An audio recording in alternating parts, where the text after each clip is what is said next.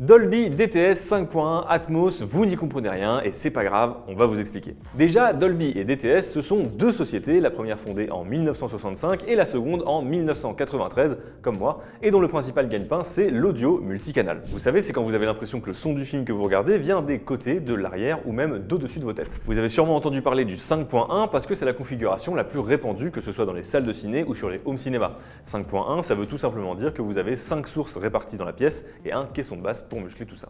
Dolby et DTS ont chacun leur format aussi similaire qu'ils sont rivaux. Les débuts du multicanal, c'était avec le Dolby Digital qui permettait de compresser les fichiers audio afin qu'ils soient lus par le matériel de l'époque, tout en conservant une qualité sonore suffisante. D'ailleurs, pour l'anecdote, c'est le deuxième Batman de Tim Burton, Batman le Défi, qui fut le premier à en bénéficier au cinéma en 1992. DTS propose un format similaire mais moins compressé, Digital Surround. Ce sont ces deux formats que l'on retrouve sur la plupart des DVD et Blu-ray et je sais que vous choisissiez au pif entre les deux à l'époque. Moi aussi.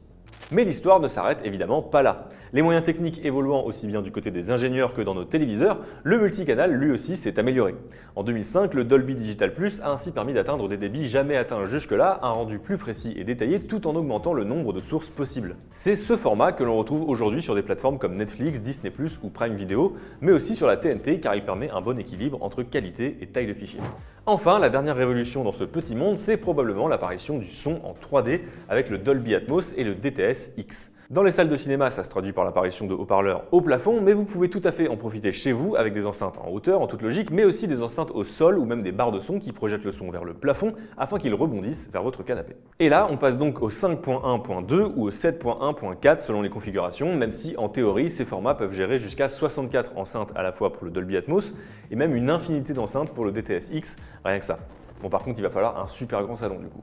On pourrait aussi parler du Dolby True HD ou du DTS HD Master Audio, qui sont des formats sans perte similaires au format FLAC dans le monde de la musique, ou de l'Euro 3D, une techno encore plus immersive qui utilise une source au plafond, baptisée carrément Voice of God. Mais cette vidéo est déjà super longue, donc dites-moi en commentaire si vous voulez qu'on approfondisse dans une partie 2, et n'hésitez pas à consulter notre dossier complet sur le sujet sur le site des Numériques. Ah oui, et dites-moi aussi s'il y a un autre sujet un peu complexe comme celui-ci que vous aimeriez qu'on explique, on est là pour ça.